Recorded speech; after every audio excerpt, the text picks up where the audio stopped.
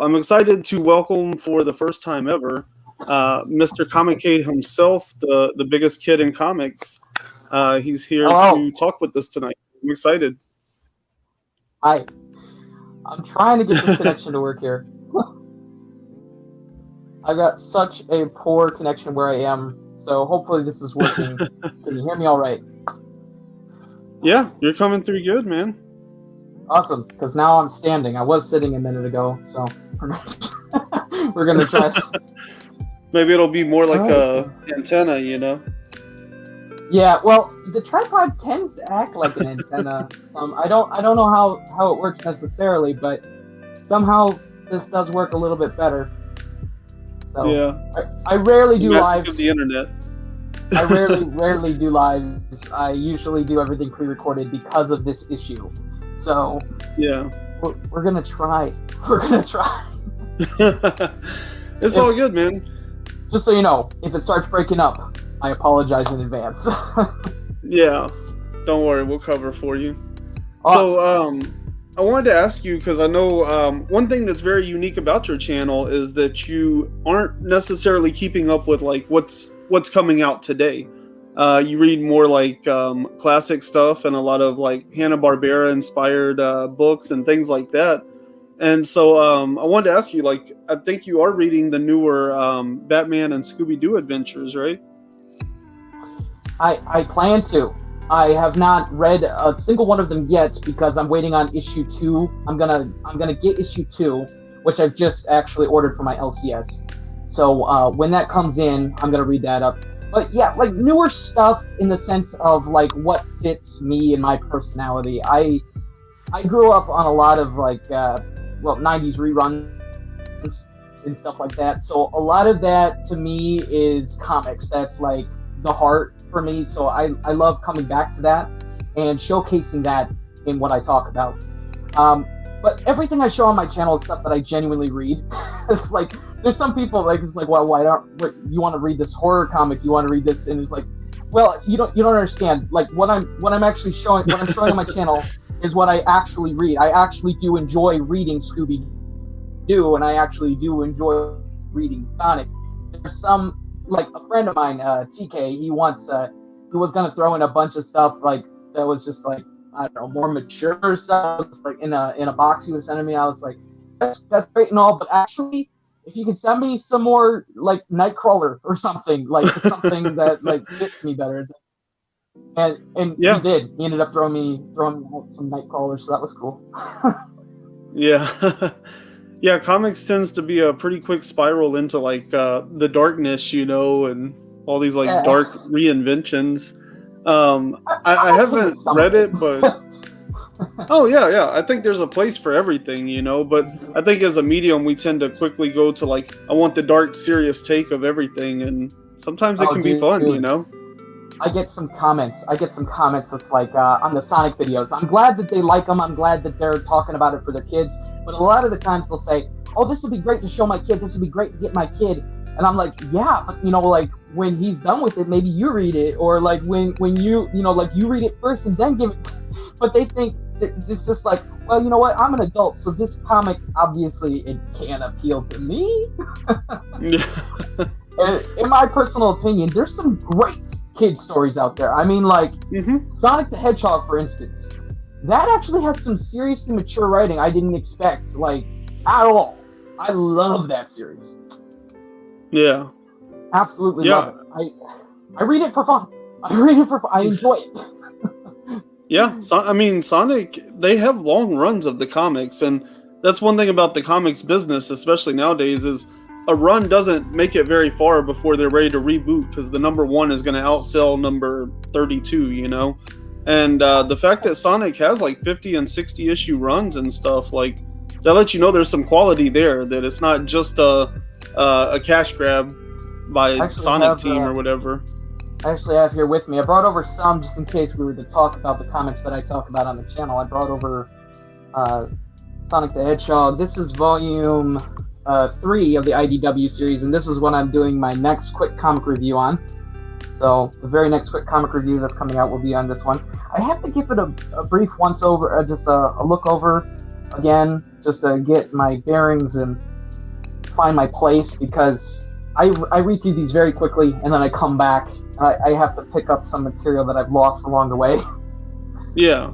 Oh, that's definitely like how I read a trade. I don't remember like what happened and like what issue this happened, what order necessarily, but I can usually tell you like the story that happened and the major events that were important to it all. But you have to Yeah. read all of it to get that much out of it, Oh yeah. I mean, I come back to Sonic. Okay, so a great example, Atomic Robo. I read through the whole thing, and then there's so much information packed into it that maybe I get to the very last volume, and I'm like, wait, this had a connection to the third volume. I should go back and read that and remember like what was going on in that story.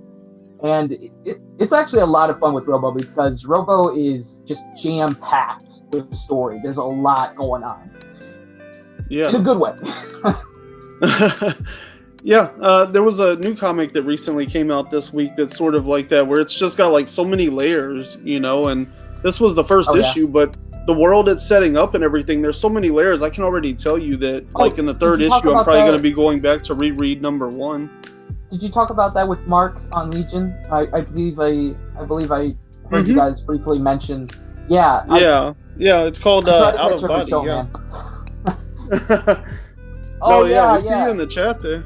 Yeah, it's a trippy book, but yeah, I know what you mean, because like there can be so many layers. Christopher Nolan does movies like that, where by the end you're like, I need to go see the beginning again to make sure I understood what I was watching. That's actually how I felt with the Dark Knight Rises. I really loved the layers he added to the character of the Joker, and it was like it's intelligent, but it's also unpredictable, and that's how Joker has to be, is an intelligent, unpredictable character for Batman to face.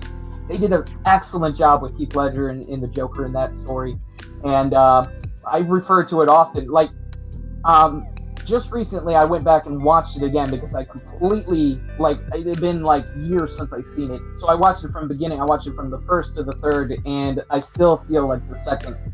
Oh yeah. Yeah, it was a standout for sure. Like right there in the middle. So and that was casting that nobody expected. So there you go. It'll blow your mind. Yeah. But go back on topic. Yeah, comics. I've been reading mostly comics that other people don't pay much attention to, and that's why I created my channel in the first place. Really, was because I noticed that nobody was really talking about like Atomic Robo on YouTube. Nobody was talking about Sonic the Hedgehog comics. Everyone was talking about what everyone else was talking about. And I was getting kind of like, and there's no offense to anyone, because you guys do a great job. I follow a lot of people. But like, just when I was looking for this type of content, I couldn't find it anywhere. And so I was like, okay, there's a void there. I guess I could try and fill that void. Pretty much. Yeah, no, that totally makes sense, because that's actually kind of where I come from as well. Whenever I started dabbling in this kind of media, what it was I was looking for podcasts and YouTube channels about comic books, but everybody was talking about Marvel and DC, and nobody was talking about all these like indie books that were coming out. And so that's what I started covering, was like all of these indie books that were coming out every week, and like nobody was covering them. They would do a top 10 books coming out, and it would just be all Marvel and DC and maybe a couple of Image books. And so now, like, that seems pretty commonplace. Everybody's talking about indies now. It's the hottest thing on the YouTube, Yeah. But at the time when I started, like, that was why I started, was because I couldn't find other podcasts and stuff that were covering that content. One of my earliest videos was actually criticizing an indie book, and I got some major feedback from that. But the way I see it is, it's like, if you're not, like, I feel like we should almost kind of be harsher on this topic, like, because people consider indie comics to be the future of comic books. So if that's the case, then shouldn't we treat that as like the most criticized media part of the medium? Like, for instance, Marvel and DC, they can only do so much before they lose someone's attention or they gain a new reader. But indie it's brand new. It's a new thing, never been heard of. So let's not compare it to Marvel or DC. Let's just judge it for the comic it is. Is it a good read? And for this read in particular, I'm not going to name names, but the guy had sent me a link to buy the comic, and I said, well, I want to support this guy. He's in Michigan too. So it was like, all right, I'm gonna support a local, I'm gonna support an indie artist. I'm all for that. And then I get the comic, and I actually, it was genuinely the worst comic I've ever read. It was horrible. It was horrible, and I listed perfectly good reasons why the comic was not good. It wasn't just like, oh, I just don't like this, or the guy annoyed me. There were reasons. There were genuine reasons. So if you want those reasons, go watch the video, but please don't hate on me because I didn't like it. There are going to be comics that are just not good, and some of those comics are by indie creators. Now, that same creator could go on to make something way better. Yeah. But, you know, it's just right now, that comic that I experienced was not the one. Yeah. I mean, we grow through adversity. How else are you going to know what to target and improve on, you know? So you need constructive criticism. People have to be willing to tell you this isn't good enough, and like, these are my opinions on how it would be better, you know? So I'm always open to people's opinions, whether they're positive or negative, as long as you can justify your reasoning. That's all I ask.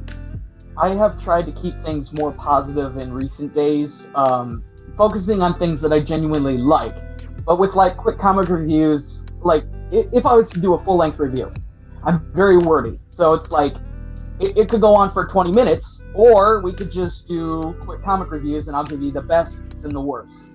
And when I give my worst, it's usually not something that everyone disagrees with. Like in the Scooby-Doo 100 comic, it was just like, I didn't like the mummy story because it was very generic. It ended with a very simple ending, and there was even a mistake in it. So that was like, okay, that's a reason not to like that. But then I give the best part, and that gives you a reason to buy it. Yeah. Well, and one thing I wanted to ask you about, because your videos have like a very YouTube-friendly format to them, and the way you edit things is like really unique within the comic community itself, you know. So I guess, like, what are kind of your origins with YouTube? Like, where did you pick up a lot of these little elements that we see in your videos? Yeah, I mean, okay, so it depends on how far you want to go back, man. I mean, because we could go all the way back to my first endeavors with YouTube, or we could go just a little ways back to where just before I started this channel. Okay, there's like two different roads there, but they both have the same ending. Well, I mean, like, what inspired you? Have you grown up watching YouTube stuff, or did you take it from TV itself, or what inspires you? What inspired me? We're having some lag here, so I'm not sure if you're getting me. Oh, there we go. Yeah, you're coming through. What inspired me? I was inspired by many things. I was inspired by like TV itself, I guess. I used to watch the Amanda Show all the time. I used to watch all of that, and different TV shows like that would get like the skit comedy going. And earliest I can remember, I think I was 7 years old with a camcorder, and I was just kind of running around doing stuff. And I would learn with like standard Windows Movie Maker, and then I would graduate eventually to Sony Vegas. Now I have Sony Vegas and Movavi, and Movavi is what I use for like my general videos. But I use Sony Vegas to, like, when I do audio and video separate, I connect them together with that. Okay. So as far as inspiration goes, there's a variety of things. Well, inspiration for the channel, like I said, was to fill the void. The void of things that people weren't talking about, the things that I read. And I was like, there's got to be more people out there like me who want to hear stories like that I'm reading. It can't just be me. So I was like, I got to do this. I got to try. And my first video, I was just like, I'm gonna try this. I hope it works out. And here we are. But as far as like, okay, so I guess I'll tell you the story of how I got started on this channel, because that makes more sense. Yeah, that sounds good. We're to begin, so I joined a group. I joined Amino. It was like Comics Amino Community, I believe it's called. And I met some friends, and I saw some videos being shared, and I saw some content on a regular basis. So I filled that thing up with posts. Like a friend of mine, TK, he actually was on there also. He saw my stuff, and so did this other person, I believe, called Doc X was her name. And I filled up that page with content, more content than people. They told me it was more content than people would do in a month. I did in like a week. Wow. And it was just me, like, it was just articles. It was just like, okay, I read this. Do you like this? I would give a review on that, and or I would recommend comics. A lot of it was just recommending, like, have you read Back to the Future? Have you read Atomic Robo? Have you read the Sonic comics? Do you know the story of Ian Flynn?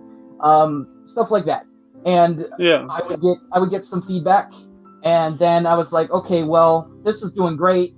And they have like a little level thing, a level chart, and mine went up to like level 12. I think I left off at level 12. I left that because it was distracting me from doing bigger things. But eventually, I posted one video. It was like going through my Atomic Robo collection and what I had so far, and I had gone through pretty much all. I had gone through all the books, but I had to post it almost separately. Like you can't post it as one video on there. You had to post it in clips, so it looked really poor. It was horrible. And I was like, okay, well, I hate this, so maybe I'm gonna post this on YouTube and then link it back here. Yeah. So then I tried YouTube, and I made the channel with the same username as I had on there. That username I got by taking my name and the word comic and putting it into a word combiner online and clicking combine until I saw a username that sounded good. So, yeah, it was catchy. Yeah. But then I started posting videos on a regular basis on YouTube because I found that I really loved the platform for sharing the content that I wasn't seeing on other channels. I reached out to a channel called the Comic Collectors Guild, and I joined them. And that process was strange, very, very strange. I had joined up with in December. It was like as soon as Christmas hit, and then I gave them a series. I gave them a YouTube series. I pitched this to them, and I did it. It was called Forgotten Comics. That took so much of my time. It took so much it took so much of my energy from my week. Like I was drained. I was dead drained, and I'm like, well, here I am working on this series for their channel. They're getting more subscribers. They're getting more followers. They're getting more comments. And my channel is actually kind of dwindling. It was suffering for this. So I was like, not good. So I pulled my attention away from them. I brought it back to my channel. I think I'm cutting out here. No, you're coming through. I'm cutting out. No, you're doing fine. I'm loading on my end. Well, okay, I mean, that's all like awesome stuff, because I remember you had the deal where you were doing that stuff, and that's what I always wondered about, because I see people do collaborations, but I'd never seen somebody really like do a guest spot on a whole different channel. So I was never really sure how you came about that, but I always thought it was interesting because I like when people try new things, you know? I really wanted to do it even longer, but I was so stressed from all of that. I had to pull out. I had to pull back and focus on my channel, because doing it was just way more than I really could, you know? I mean, the series is still there, and I really enjoyed it. I think the last video in the series, because I tried to do something where it was kind of like you followed a timeline of events, but I don't know if that really worked out that way or not. Yeah.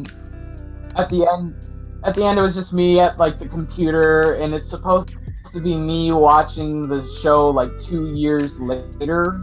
All right, so you had you stopped doing the other videos so you could focus on your channel, and you've grown quite a bit lately. So what's went into Yeah.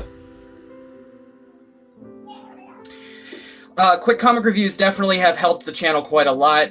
Doing those, getting them in the shorts category, they have spread like all over the place and have caught fire. I wouldn't say that they are like, you know, viral, but they are very popular among the YouTube community, I guess. And I've seen a lot of positivity come back from that. So I'm glad that that's had a good effect. It's been mostly like, you know, actually, I might turn this light off. Hang on. Yeah, there we go. It's been mostly, like I've gotten over 1,000 views on one of those videos, which normally my views are in the hundreds or lower. So reels have really, or shorts have really picked up my content in its pacing and have spread it around quite a lot.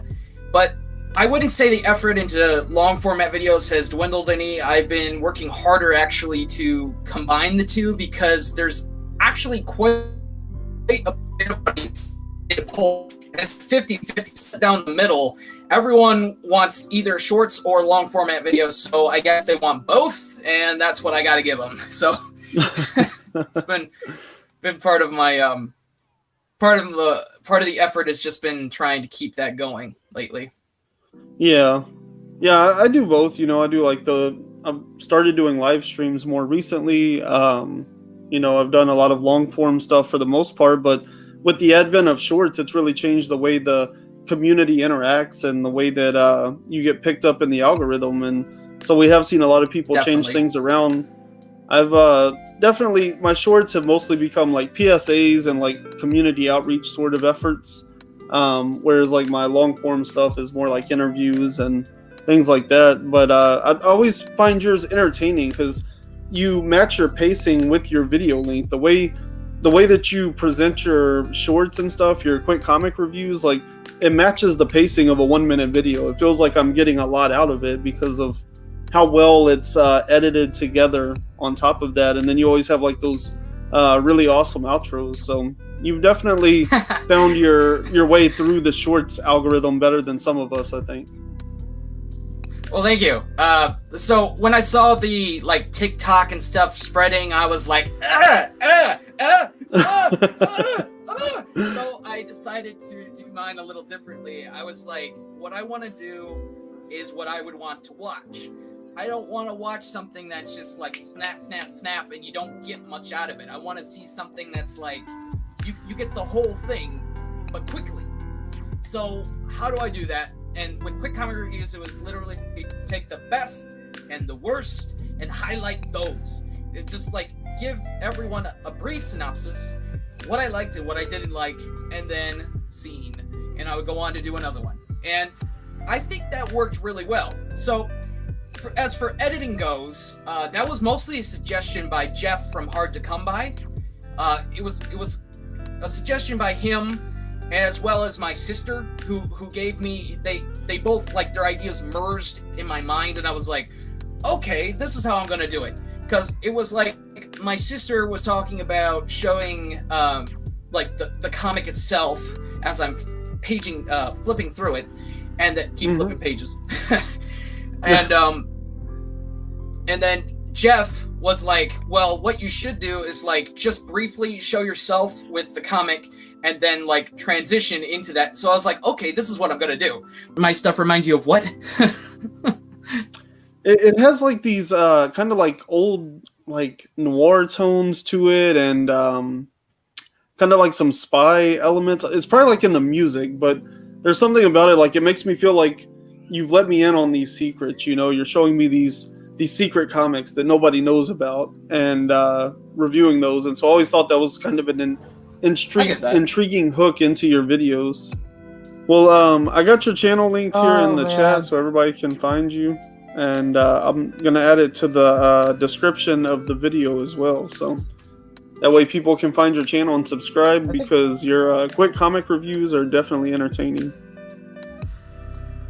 Thank you. I plan to build up Discovering Comics a bit more and do like one of those a month as well. This month I'm gonna try and touch on. Oh, I can't even remember at this point. I have my schedule in the other room, but